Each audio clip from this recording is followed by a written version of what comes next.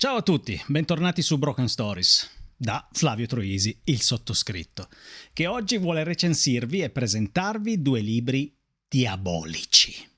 Sono due libri usciti da poco, uno ieri, oggi è il 3 luglio, e questo è uscito appunto il 2 di luglio 2025. Due libri inquietanti che hanno a che fare con l'oltretomba, con il diabolico, con il principe delle tenebre, che potete vedere in una delle sue presunte incarnazioni qua alle mie spalle, rappresentato da Baphomet. Sì, io non sono un satanista, calma, sono uno che si diverte con con questo immaginario folcloristico. E mi appassiona molto leggere libri che sanno darti quel brivido superstizioso che soltanto le tematiche sataniche sono in grado di donare. Quindi dopo la sigla parliamo di questi due libri.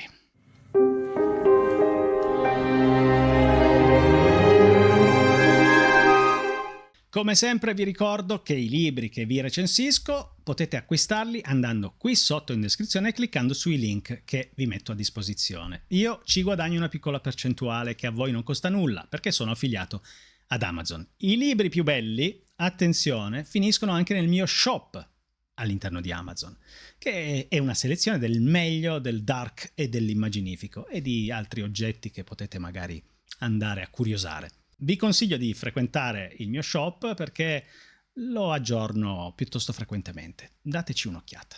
Eccoli qui accostati per i vostri occhi brilluccicanti.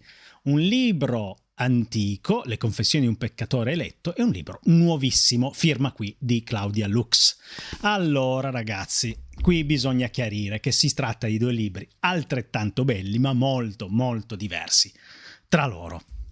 Claudia Lux, pubblicata da Neon Edizioni, è l'autrice esordiente di questo romanzo ambientato tra terra e inferno che gioca con le tematiche classiche ma le rinnova enormemente, regalandoci un'ambientazione che è un inferno alla The Office, e un inferno burocratizzato dove si vive in una specie di asfissiante ambientazione in cui niente è mai perfettamente come dovrebbe essere, ma poi vi spiegherò meglio.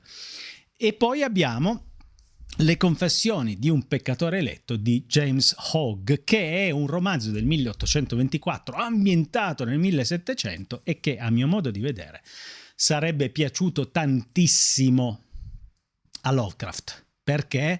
Perché è scritto in uno stile ampolloso, ridondante, estremamente antiquato, ma nel senso buono, nel senso di antiquariato di lusso. La storia riesce poco alla volta a serpeggiarvi sotto la pelle fino a gelare. Mi ha dato veramente una strana inquietudine. Bisogna dire però che si tratta di una lettura non proprio easy, non proprio per tutti, a causa dello stile dell'autore, ok? In ogni caso si tratta di libri molto molto raccomandati qui su Broken Stories. Vi possono dare veramente delle ore di grande diletto. Adesso andiamo a recensirli uno alla volta, partendo da Claudia Lux, firma qui di Claudia Lux, o Claudia Lux essendo una scrittrice americana di Boston e laureatasi all'Università di Austin in Texas. È un romanzo incredibilmente originale. Devo dire che mi ha colpito molto per diversi motivi. Vi ho detto che si può accostare per alcune parti della sua ambientazione a The Office, la serie comica incredibile, prima inglese e poi americana nel remake, straordinario. Però ricorda anche, se volete, Severance, Scissione, quella serie di fantascienza piuttosto alienante, non aliena ma alienante, che molto successo sta raccogliendo anche in Italia. Perché? Perché questo romanzo, firma qui, è ambientato in parte all'inferno e in parte sulla terra, metà e metà. Ma la parte ambientata all'inferno descrive un inferno burocratico, appunto, impiegatizio. Il protagonista, con i suoi colleghi, lavora in un ufficio al quinto piano di questo inferno, che ne ha 6, e al quinto piano gli impiegati si occupano di far firmare, di condannare all'inferno noi mortali, comparendo sulla terra nei momenti più drammatici della nostra vita, quelli in cui saremmo disposti a tutto pur di non perdere un caro, non subire una disgrazia terribile. Sono quei momenti in cui non capiamo più niente, e loro arrivano questi impiegati, tra cui il nostro protagonista, e dicono, hanno poteri sovrannaturali incredibili e possono cambiare la realtà, possono alterare la linea, il corso degli eventi, ma anche del tempo, modificare proprio il tempo stesso, la cronologia della nostra vita. Quindi il nostro impiegato è un uomo, o meglio è un dannato che ha vissuto la sua vita e adesso fa questo lavoro, lo fa da una infinità di tempo, perché all'inferno il tempo scorre diversamente da quello che viviamo noi, per cui per lui sono passati millenni da quando è morto. Non è detto che sia così.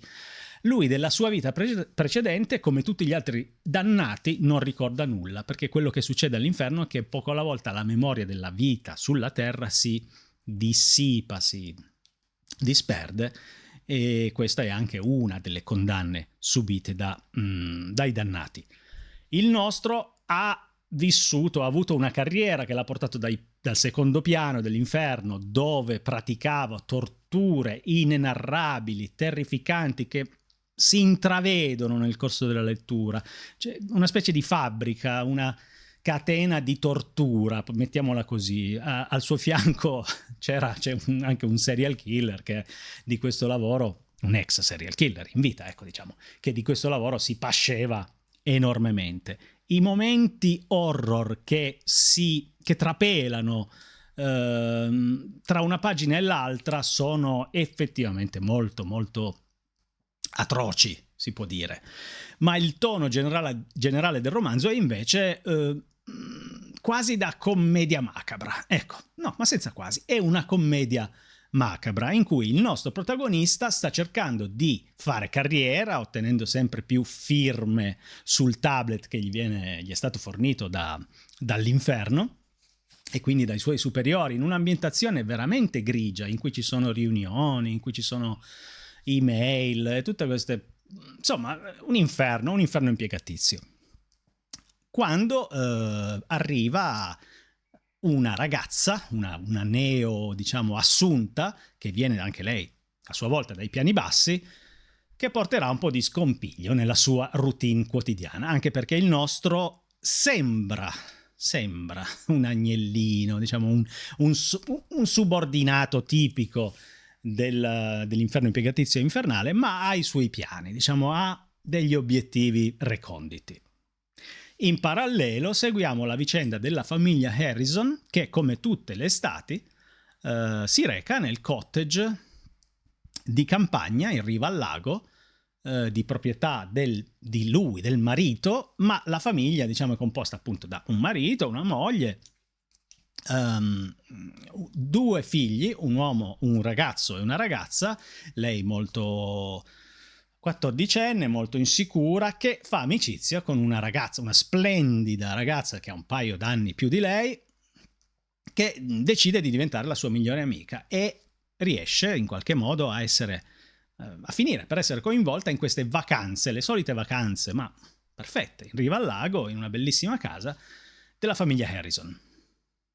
E voi direte, ma cosa c'entrano le due storie, inferno e terra? Perché corrono in parallelo per tutto il libro? La ragione ovviamente c'è. Nel passato della famiglia Harrison c'è un delitto terribile che risale all'adolescenza di marito e moglie, che si conobbero e si innamorarono appunto quando avevano 16 anni, poco più, 17 forse.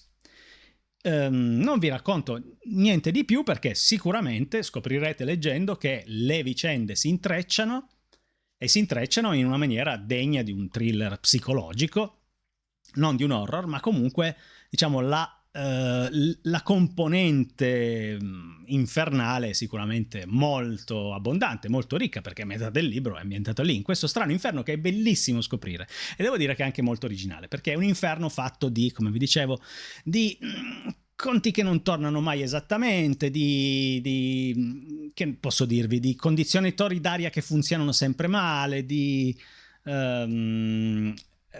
antifurti che suonano tutta la notte fuori dalla propria casa, sì, perché c'è proprio dalla dimora, c'è proprio un mondo simile al nostro in cui tutto è fastidioso, tutto è imperfetto, malfunzionante un pochino, tutto è un po' sbilenco, l'aria è puzzolente, se si vuole bere una birra è difficilissimo trovarla, c'è soltanto una marca di liquore, non so perché.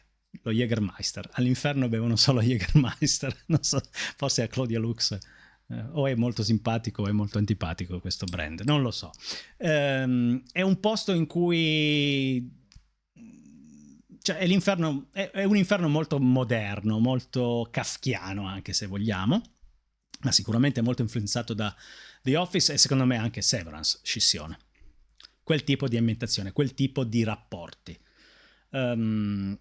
Devo dire che è un romanzo anche alla fine commovente, molto emozionante e che poggia su una base molto solida di scrittura, impeccabile. Claudia Lux scrive magnificamente. La traduzione di Benedetta Balla e, devo dire, chiedo scusa che ho letto male, Benedetta Gallo è straordinaria, rende in un italiano scorrevolissimo, frizzante. Claudia Lux è una scrittrice frizzante che riesce a trovare sempre delle metafore originali, delle espressioni particolarissime ed è anche una sottile, molto sottile, indagatrice dell'animo umano. Davvero capisce tante sottigliezze incredibili e in questo quindi è in grado di descrivere dei personaggi straordinari, vivi, tridimensionali, compresi quelli che sono dannati, sono all'inferno e c'è un motivo. Anche le loro vicende, i loro retroscena riescono a essere molto coinvolgenti. Io questo libro lo straconsiglio. Sì, ora posso dirvi che il principe delle tenebre non è presente, non si vede, però c'è l'inferno, c'è questo mondo parallelo in cui si finisce per l'eternità, per soffrire alcuni torture, fuoco, cose inenarrabili, per sempre. E quella parte lì è descritta con, devo dire, con una capacità di impressionare vivida. Ma poi soprattutto si vive, come i protagonisti di questa storia, per l'eternità in un impiego antipatico, sgradevole, noioso, insomma è l'inferno quotidiano. Firma qui Claudia Lux, Neon Edizioni, qui sotto il link. E veniamo a Le confessioni di un peccatore eletto di James Hogg, titolo veramente insolito, originale, per un romanzo molto anomalo, su cui vale la pena spendere qualche parola di presupposto, di premessa intorno alla trama. E sì, perché dobbiamo capire cosa vuol dire peccatore eletto. Vedete, qui abbiamo a che fare con un romanzo, se volete, non proprio antireligioso, ma antifanatico, sì, antifanatismo, assolutamente sì. Che tipo di fanatismo? In questo caso, quello cristiano calvinista, protestante calvinista, che professa una... Ora, io non sono un esperto di religione, quindi vi do una spiegazione così per sommi capi, ma che comunque professa una dottrina detta della elezione incondizionata. In che cosa consiste? Assunta, diciamo, letteralmente. Consiste nell'idea che Dio scelga i suoi eletti tra gli esseri umani e che questi quindi siano salvi, cioè predestinati alla vita eterna in paradiso per una scelta divina, non tanto per quello che fanno in vita, ma per la grazia che Dio donerebbe loro al momento della nascita, in sostanza. E quindi non si tratta tanto di comportarsi bene nella vita per andare in paradiso, ma si tratta di aver vinto la lotteria. Ecco, mettiamola un po' così. Uno dei personaggi di questo romanzo è un peccatore eletto, cioè che si ritiene graziato e quindi superiore agli altri esseri umani, a noi poveri peccatori condannati all'inferno, fondamentalmente. Questo romanzo contro i fanatismi religiosi, ambientato in Scozia da un autore che era a sua volta un personaggio molto insolito. James Hogg era un pastore, ma non d'anime, un pastore proprio di pecore, di armenti.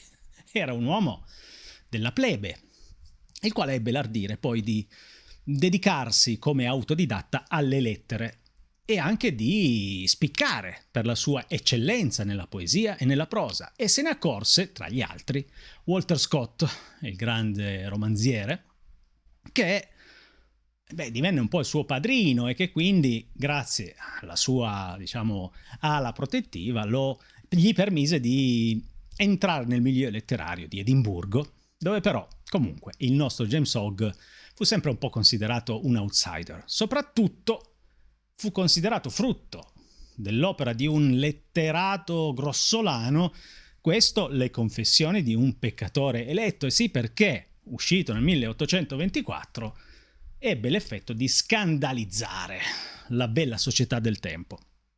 Perché? Perché era scritto in maniera rozza? No, tutt'altro. Questo è un romanzo scritto in bella prosa, in una prosa che oggi ai nostri occhi, alle nostre orecchie, sicuramente appare alquanto antiquata, ma come vi dicevo, un antiquariato di lusso. Questo è un bello scrivere, uno scrivere di un autore che vuole mostrare di essere, insomma, di essere totalmente degno di essere annoverato tra gli scrittori.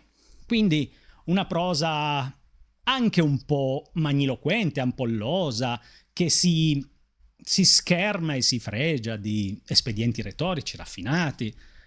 Non vi aspettate una prosa immersiva. Ora però, superato questo aspetto, fatta l'abitudine al periodare di James Hogg, il pastore che volle farsi scrittore, siamo di fronte a un romanzo che probabilmente anticipava i tempi perché molto provocatorio, in grado veramente di turbare. Qual è la storia? La storia è quella di una famiglia spaccata in due, che poco alla volta viene flagellata dalla presenza del maligno, che prende nella fattispecie la forma di un individuo mutevole, capace anche di cambiare sembianze. Si dice che Robert Louis Stevenson si ispirò a questo personaggio proteiforme per inventare poi lo strano caso del Dr. Jekyll e di Mr. Hyde.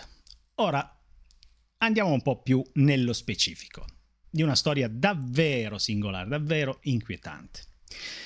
Intanto va detto che è raccontata attraverso diversi punti di vista e attraverso diversi manoscritti recuperati. L'uno di una donna, testimone degli eventi e anche tragicamente coinvolta. L'altro, il diario del peccatore eletto, che scrive direttamente la sua esperienza, registra tutto quello che gli succede e che quindi ci fornisce una prospettiva diversa su quanto è stato raccontato nel primo terzo del romanzo. E questo cambia parecchio la nostra percezione, giustifica alcuni comportamenti davvero maligni di questo, essere riprovevole, che si accompagna appunto a una presenza demoniaca, una presenza sibillina ma chiaramente demoniaca, almeno chiaramente per il lettore, ma non per lui, il protagonista, che è appunto un calvinista che si considera eletto, graziato, salvo, quindi un santo vivente, e che però proprio per questo viene in qualche modo tentato da questa presenza, e nella tentazione ci casca completamente, perché quello che racconta James Hogg nel 1800, primi del 1800, è, se lo guardiamo da una prospettiva psicanalitica, psicologica, moderna, è un rapporto tossico tra un manipolatore maligno e un suo dipendente affettivo. Abbiamo un rapporto narcisistico molto complicato fra due figure, l'una sovrumana e l'altra umana, che fanno delle debolezze umane l'anticamera della perdizione, della perdita di sé. E questo perché? Perché in realtà si tratta di un individuo insicuro, che non è stato riconosciuto dal padre, che non ha ricevuto alcun affetto, che è sempre stato cresciuto in questo rigore morale calvinista terrificante e che incontra lungo la strada un giorno quest'uomo affascinante che lui inizia a considerare un regnante in esilio, o comunque un uomo che lo affascina moltissimo, il quale solletica e lusinga il suo bisogno di riconoscimento sociale, di apprezzamento, e che quindi lo porta sul sentiero della perdizione. Come ho già detto ormai più volte, questa è un po' la parola chiave del romanzo, che racconta proprio la discesa all'inferno da vivente di questo Robert, che incontra suo fratello, il fratello nato da un altro matrimonio del padre, che decide di perseguitarlo. E quindi abbiamo per tutto la prima parte del romanzo questa vicenda raccontata dalla madre del perseguitato, che non si dà pace del perché suo figlio sia oggetto di questo odio da parte del fratellastro. Il perché lo scopriamo nella parte che è il diario di Robert. Ma non finisce qui, perché conclusa la vicenda umana di Robert e la vicenda anche luciferina di Robert, abbiamo un epilogo piuttosto lungo che ci riporta quanto accade un secolo dopo la vicenda, quando ancora il nome di questo peccatore eletto in qualche modo riecheggia un po' nella cronaca locale, un po' nella leggenda locale, un uomo che ha commesso terribili crimini e che intorno al quale c'è ancora qualcosa da capire. Un diario viene ritrovato, dei documenti vengono collazionati, le informazioni vengono messe insieme, e in questo gioco di specchi James Hogg ha anche, come dire, il divertito ardire di comparire come personaggio, ma come personaggio che non vuole saperne niente di questa storia. Lo incontriamo semplicemente in una fiera di bestiame, insomma, in un mercato del bestiame, dove appunto lui, pastore, si vuole occupare esclusivamente del suo lavoro principale e non si cura di questa vicenda invece diabolica che a quanto pare un secolo prima ha imperversato per queste lande e ha seminato orrore e violenza e disperazione e tanti lutti. Tra l'altro voglio ricordarvi che nella stessa collana Bizarre di Agenzia Alcatraz era già uscito un bellissimo romanzo a tema luciferino, che è questo: Lucifero e la bambina di Ethel Mannin. Questa è una storia decisamente più sfumata, ambientato fra le due guerre mondiali. È la storia di una bambina che trova soltanto in questa figura misteriosa, che forse è Satana e forse è un mistificatore, un mentore vero e proprio che la avvia nella carriera di strega. Ma appunto è tutto molto sfumato, tutto molto incerto ed equivoco. Sarà veramente il diavolo oppure no? E soprattutto questo è un romanzo di denuncia sociale sulle condizioni miserabili in cui vive la classe operaia o sottoproletaria in quel periodo storico in Inghilterra. Le confessioni di un peccatore eletto è a prima vista un romanzo antiquato, come vi dicevo, ma man mano che, se glielo concedete,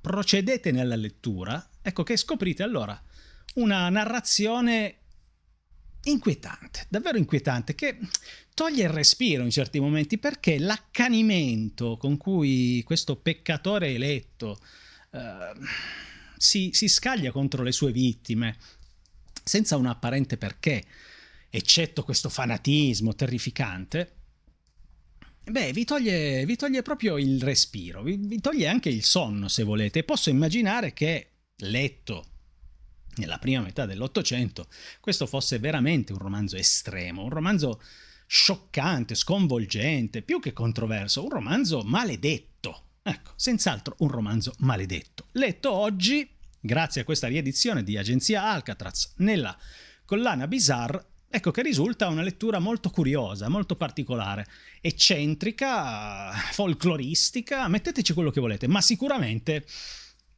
si avverte proprio il puzzo di zolfo tra queste pagine. Questo è un romanzo antireligioso. Io più ci penso e più penso che sia antireligioso, che sia insomma un pamphlet contro gli eccessi di misticismo d'accatto di una religiosità cui molti aderiscono senza pensare, insomma, in cerca anche di una propria rivendicazione di importanza per sentirsi qualcuno. Il peccatore eletto è un insicuro che vuole sentirsi qualcuno e addirittura quindi santo in vita.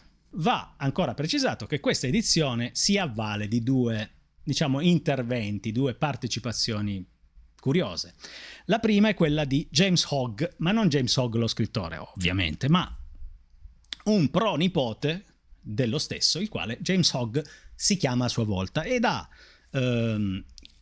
arricchito questa edizione di alcune illustrazioni, poche. Sono disegni singolarmente bonelliani, cioè sì, sembra un autore potrebbe essere un disegnatore di text, molto bravo, poco suggestivo ma molto bravo, vi faccio vedere. E per finire, ultimo ma non ultimo, abbiamo la postfazione di un amico di James Hogg, sempre l'illustratore tuttora in vita, e cioè la postfazione di Steve Sylvester, cioè il factotum, il gran maestro dei Death SS, gruppo heavy metal storico italiano, molto teatrale, molto horror, molto cupo, insomma una personalità non da poco. Interessante, curioso, non ultimo anche abbastanza comprensibile, perché probabilmente lo sapete, Agenzia Alcatraz altro non è che un'etichetta della stessa realtà che è Tsunami Edizioni, cioè la più importante casa editrice italiana di libri sull'heavy metal e non solo. Quindi consigliatissimo, a patto che siate disposti a entrare in questa prosa, insomma, chiaramente di un altro tempo, di un'altra epoca, ma comunque eccellente, barocca, fiorita, molto rifinita, molto preziosa, per una storia che è tutt'altro che preziosa, è proprio crudele. Fatemi sapere se li leggerete, se li avete letti e se vi piacciono queste storie, insomma, un po' luciferine. Sono molto curioso. Ciao a tutti.